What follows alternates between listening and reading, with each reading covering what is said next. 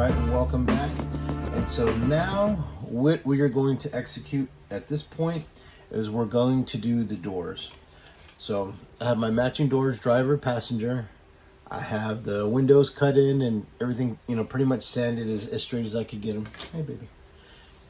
Get down. And so now what we're going to do next is we are going to be putting... Oh, get down, mama. We're going to be putting the bend in the door. We're kind of, bends in a little bit to go along with the body line of the vehicle. And then we are going to be creating the two tabs that go at the bottom and the door handle. So I had to go. I'm still moving stuff from the old studio room into here. So I didn't have my my book with me, but now I have my handy dandy book, and we're gonna see if we can see right here. So now I have this on hand, so I can kind of explain to you. So if you look at the bottom of the door, there's these two little stopping tabs. There's a door handle, there's a bend in the door, and you can see where it connects. And there's a notch in the top armor. Let me see. There's a notch in that top armor, and then you can see that it's raised. So we're going to try to get that as close as possible. And then, like I said, the other thing is you can look real close. You can see these two kind of jagged horns, these, protrusions or whatever the hell you want to call them, that come out of that front bumper. But we're going to beef that up a bit. And then you can see the handrail and the footboard back here as well. And like I said, we are going to be making a matching ram. I've done a couple of them, but the one that I really liked was the first one. And I did a matching Cobra Trooper with it, but I ended up selling that one. And I've always wanted to make another one because I was so fond of it, and it really was a cool custom. So I'm definitely going to have to make another one. All right. So first things first is we're going to put the bend in them.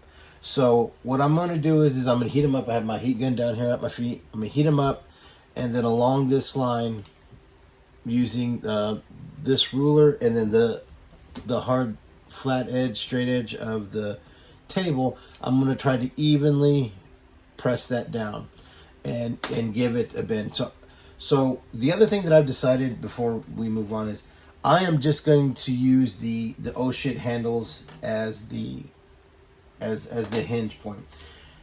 There's no point in constructing it. You know what I mean? Whatever I was going to have to do, I was going to have to, not use these. So I might as well use these. And I figured out if you lay it kind of flat and you see these kind of flat portions here. Let me show you. Let's get close. You see these flat portions here? If you just lay it flat on top of that, it works perfectly, which is, I'm guessing, as I go through this, I'm guessing these are how they're going to be making, it'll be real similar to whatever Stinger door we get. It's going to have to be based off of that same sort of connection. So as you can see, it'll fit perfectly. It works perfectly, fits perfectly. You just got to line up, your body lines and all that kind of stuff, and get it on there. So then that's how we're going to connect it.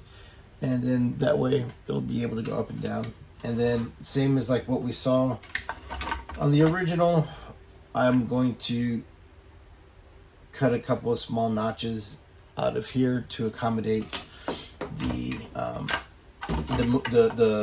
movement. Okay, so then after that we're going to put the little stoppers on, and then the door handles, we're going to be using this chopper to make those, and you'll see me make those. But right now I'm going to use the heat gun. Heat those up. It's loud and it takes a while, so there's no point in me filming all that. So stand by, and then I'll bring these back once they're done. All right, and we're back. So I put the bend in them. As you can see, they have that nice kind of diamond shape to them. So when they, we will, like I said, we'll affix it to there and attach it.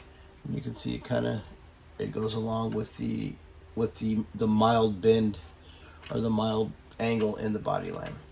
All right, so we got that portion of it done. We've got the bend in it. We have figured out the hinge system.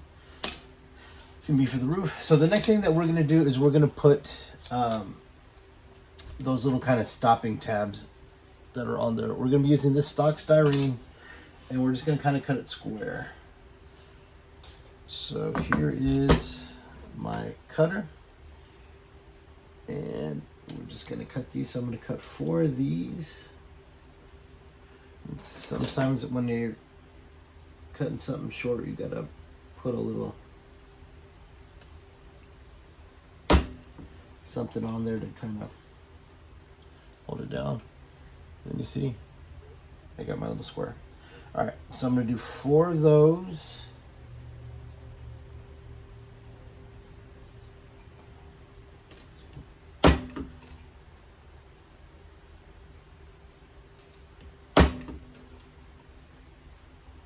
And it is a dreadnought vehicle, so I guess it doesn't have to be perfect because, you know, their imperfections are what makes them so awesome. All right, so that's it. So we got these 4 little tabs. All right, we can put this back. And then after that, the last thing we're gonna need is the piece of styrene that we're gonna put right there to make the door handles. All right, so I'm gonna get those done, and I'm gonna get them glued and mocked up all the way to having them glued and mocked up on the hinges. So stand by, and I'll be right back.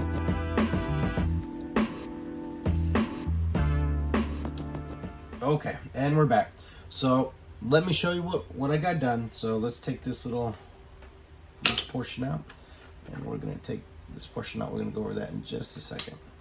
So we're going to be talking about the doors. Let me lay these over here a little bit. Okay, so the doors are done. So they're all cut out. Windows are cut out. They have the little tabs that stop them, little door handles. And I have affixed them, as you can see, to those oh shit handles. Now, as you can see, where is it? You can see the bottom of it sticking through. So after the glue dries really well, even though this is a fast-acting cyanoacrylate CA glue, which is a super glue like that, because it does have small connection points at this moment, what I'm going to do is kind of let that dry well. You can see that they move and all that. So that's them in the down position, and they fit right in there. The tabs fit perfectly. And then what I'm going to do is tomorrow is I'm going to cut off those the handle parts. Let's raise this up like that. So what I'm going to do is right above this square section where I glued it, I'm going to cut the handle part off, and then I'm going to put another piece of styrene that touches both both hook and connecting portions, and then the back part. So then that way it gives it a much stronger connection. So like I said, I'm just gonna be real gentle with these for right now, and let them dry, dry really well in place, and then tomorrow we will do that, or maybe later on today. We'll see. Okay, so the next thing that I went ahead and did was, if you remember, we created the pattern that put a piece of styrene in here to plug this hole to allow us to build the foot platform, the platform for them to stand on, and we'll also be doing the railing.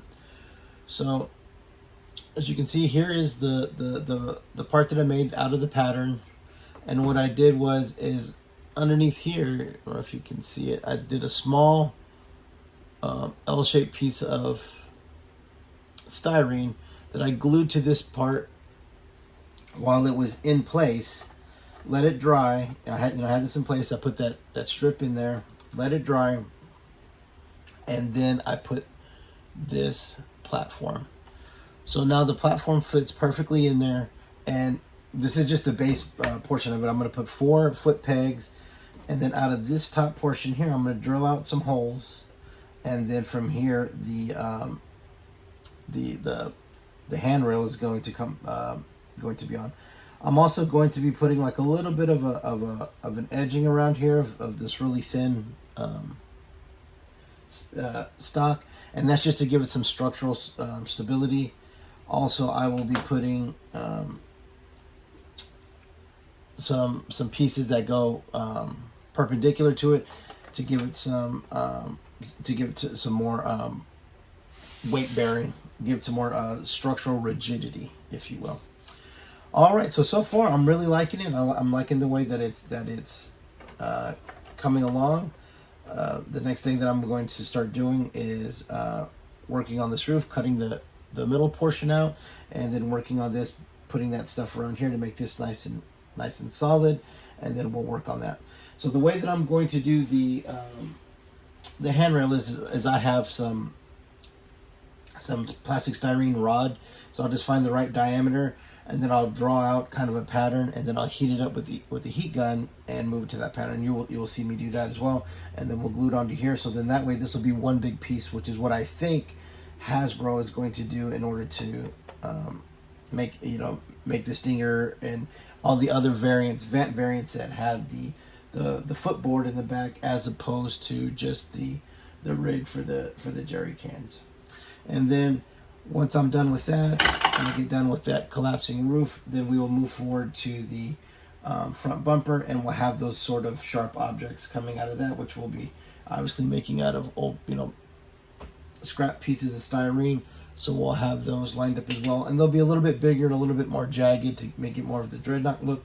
And then once we have that all fabricated, which isn't much longer now, and then we will scuff and prime everything, and then start the painting process, and then I think that's it.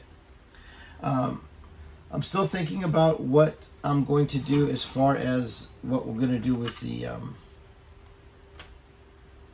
seeing if we can make these turn.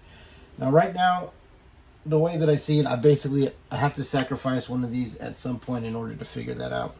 And what I think I'm going to do is I think I'm just going to kind of notch out a little bit on either side of this connecting axle point, and then inside of here where it goes up and down, I am going to be removing the sides of that as much as I can in order to get it to go back and forth, but while still trying to keep enough of it in there that it always keeps it aligned and inside of this actual housing. So I'm going to be working on that, and then I will let you know what I come up with. All right. So tune in.